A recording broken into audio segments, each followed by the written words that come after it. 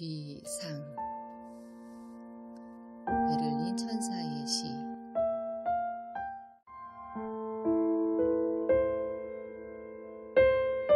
성서 해석 각수. 시공간을 넘어 던진 질문. 102년의 거대한 축복의 땅에 뿌리를 박은 바이올라 교정의 아름다운 고목들. 그 무성한 잎사귀들이 봄바람 결에 섞인 쇼팽의 플루니지에 맞춰 바닷속 해초처럼 춤추던 아침. 벤신 교수는 성서 해석학 수업에서 쇠말을 논했다. 이스라엘아 들으라. 우리 하나님 여호와는 오직 한 분인 여호와시다. 신명기 6장 4절. 젖과 꿀이 흐르는 땅을 눈앞에 두고 영원한 축복을 약속하면서 여호와께서 이스라엘 백성에게 듣고 쇠마 지키라고 주신 준엄한 명령이 수천 년의 넘실거리는 시공간을 관통해 마이어스 102호 강의실에 부드럽게 울려 퍼졌다. 세계적인 신학자 러셀 교수의 제자인 벤신 교수는 학기 초에 구약의 어떤 구절이 오늘날에도 적용되는지, 퍼스크립티브, 또 어떤 구절이 당시의 특수한 배경에서 기록되었는지, 디스크립티브를 분별하는 잣대를 밝혔다. 구약의 텍스트가 신약에도 반복되면 퍼스크립티브로 해석할 여지가 큽니다. 마가가 성령의 감동으로 쓴 가스펠의 12장 29절에도 반복되는 신명기 6장 4절. 그 구절이 이끌고 나가는 9절까지의 힘찬 덩어리는 참 좋으신 하늘 아버지께서 지금 이 시대에 동일하게 내 영혼을 향해 쏟아 부어주시는 사랑의 명령이다. 이날 초점은 신명기 5절에서 7절에 맞춰졌다. 너는 내 온 마음을 다하고 영혼을 다하고 힘을 다해서 내 하나님 여호와를 사랑하여라. 내가 오늘 너희에게 주는 이 명령들을 내 마음에 새겨 너희 자녀들에게 잘 가르치되 너희가 집에 앉아 있을 때나 길을 걸을 때나 누울 때나 일어날 때 그들에게 말해주라. 벤신 교수는 강의 도중에도 가슴에 거룩한 하나님의 불이 붙으면 눈빛과 목소리에도 불꽃이 튄다. 그의 강조는 많은 경우 질문의 형식으로 학생들에게 되돌아왔다. 여러분은 자녀들을 어떻게 가르칩니까? 집에 앉아 있을 때나 길을 걸을 때나 누울 때나 일어날 때 자녀들에게 하나님의 말씀을 새겨줍니까? 우리들은 침묵으로 대답을 대신했다. 잘못된 길을 걸어온 것 같기도 했고 고장난 자동차에 몸을 의지해 우둔한 여정을 겁도 없이 달려온 느낌도 들었다. 벤신 교수가 의미심장한 한마디를 덧붙인다. 아이들과 함께 보내는 시간의 질만을 중요하게 생각하는 경향이 있는데 그것이 영향력을 가지려면 아이들과 함께 보내는 시간의 양도 중요합니다. 지성이 세상을 변화시킬 수 있을까? 아들 영찬의 손에 이끌려 고든 베티 초등학교로 나온 건 벤신 교수의 가르침이 내내 가슴에서 떠나지 않아서이기도 했다. 영찬이는 이 학교에 3학년으로 들어와 반년을 낯선 언어, 낯선 문화와 사투를 벌였다. 그를 지켜준 건 마음속에 뿌려진 말씀의 씨앗이었고 그의 눈물을 닦으며 격려해 주신 분은 모태에서부터 그의 장기를 경이롭게 지으신 여호와셨다. 영찬이는 푸른 잔디로 뒤덮인 넓은 운동장 위에 야구 배트를 들고 섰다. 자신만만한 표정이다. 홈런을 때릴 거니까 잘 받아야 돼. 작은 체구, 방망이질을 한 것도 얼마 되지 않으면서 홈런을 때린다고 으름장을 놓는다. 그의 표정에서 남자아이가 가지고 태어나는 어떤 용기를 느꼈고 아버지 앞에서 보란듯 날개짓하는 소년의 신비를 보았다.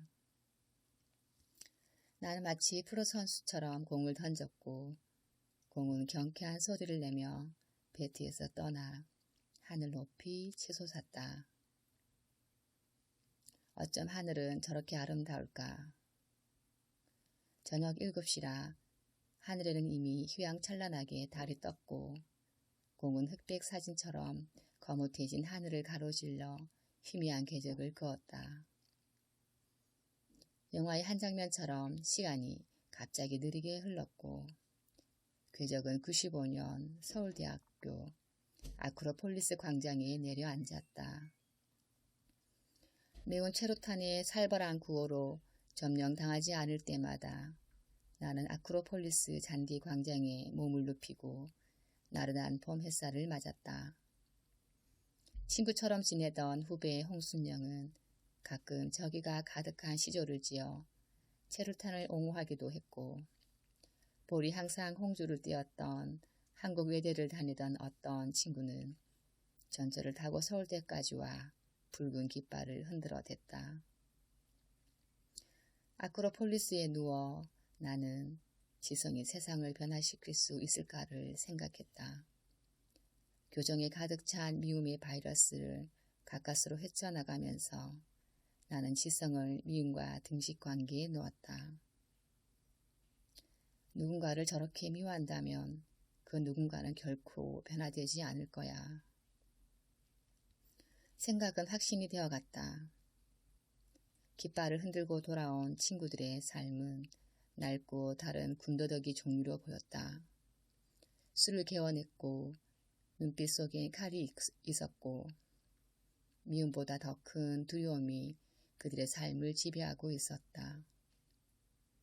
병든 저들이 변화시킬 세상은 분명 병든 세상에 불과할 것이라는 생각이 참 끔찍했다.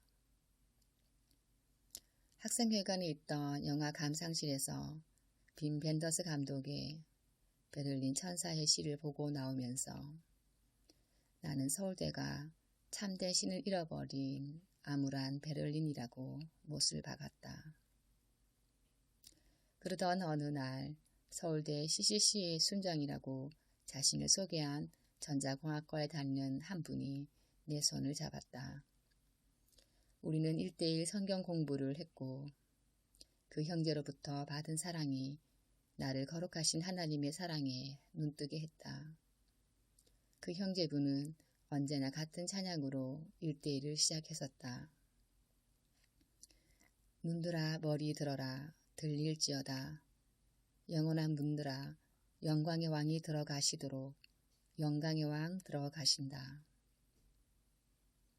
그해 쯤에 성수대교가 무너졌고 삼풍백화점이 내려앉았다. 나는 내 삶의 영원한 목표를 내면을 살피는 것에 둘 것이라고 결심했다. 세상은 우주 끝을 정복하느라 여념이 없었지만 하나님이 원하시는 것은 그것이 아니라고 생각했다. 우주의 우주 끝을 정복하더라도 하나님은 털끝만큼도 기뻐하지 않으실 것 같았다. 성경 어디를 찾아봐도 우주 정복에 대한 명령은 없었다. 오히려 욕망의 바벨탑은 천벌을 받아 무너졌고 세상에 지극히 작은 한 사람이 하나님께 돌아오는 것으로 인해 하나님은 춤을 추셨다. 우주보다 더 넓고 신비한 것이 내 마음이었고 내 마음속에서 일어나는 미움과 두려움, 시기, 음란, 교만 같은 것들이 대체 어디서부터 비롯되며 이 모든 죄가 십자가의 능력으로 다스려지고 통치되지 않는다면 인생은 아무런 의미가 없을 것이라고 생각했다. 테레사와 티아라, 두 여인. 날이 저물어 영찬이의 손을 잡고 집을 향했다. 내면을 살피는 것, 시편 139편 24절으로 돌아선 것이 나를 지금 이 아름다운 은혜의 항구에 머무게 한 것이라는 생각이 감사를 자아냈고 저녁을 행복하게 했다.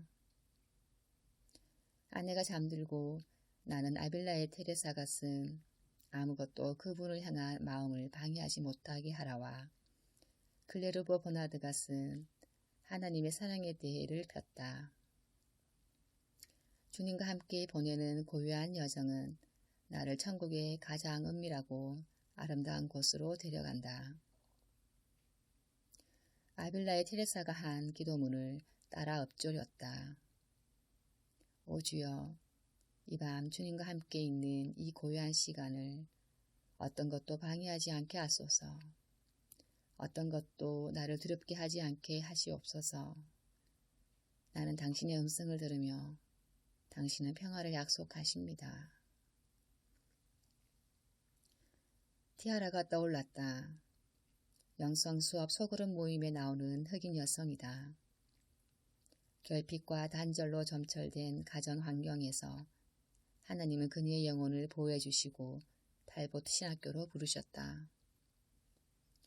몇 주 전 눈이 발목까지 쌓인 어느 산장에서 보낸 소그룹 모임에서 티아라는 가슴 아픈 성장의 이야기를 눈물로 털어놨고 우리는 그녀 위에 안수하고 함께 기도했었다.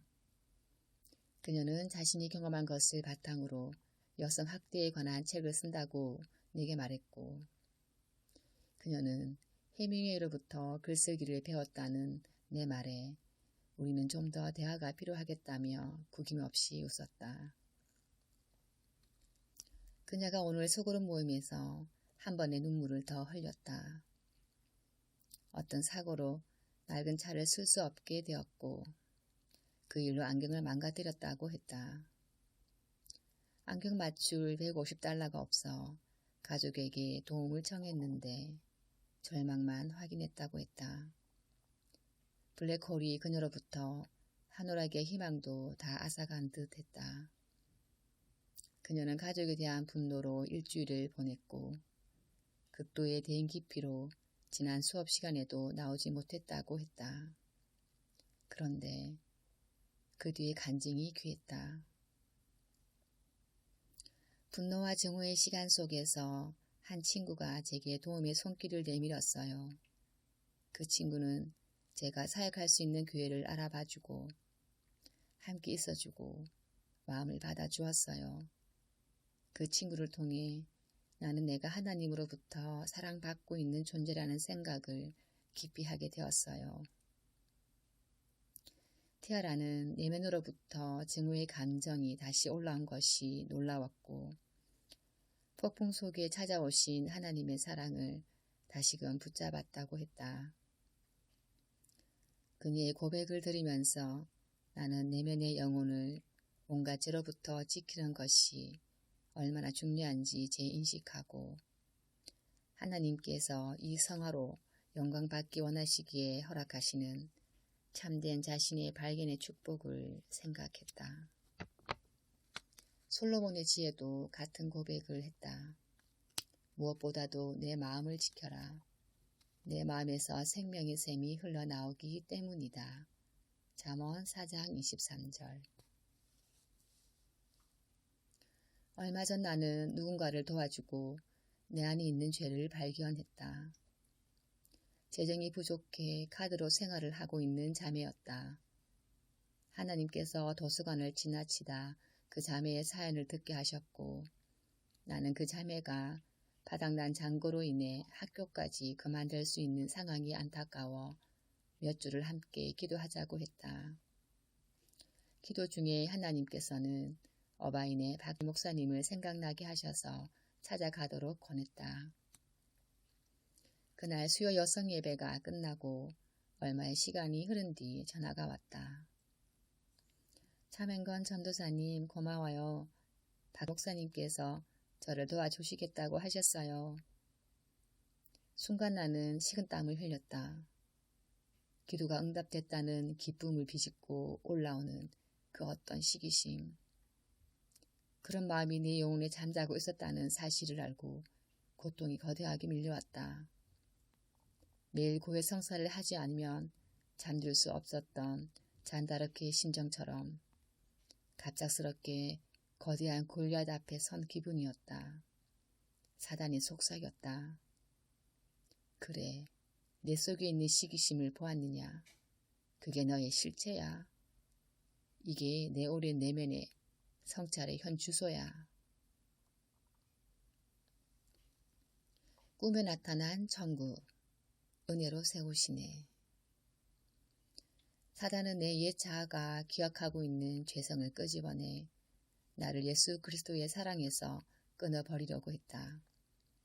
나는 이 경험을 아내에게 털어놓았고 순에서 고백하고 기도를 당부했다. 그날 밤 나는 한 꿈을 꾸었는데 엄청난 군대가 나를 에워싸고 있었다.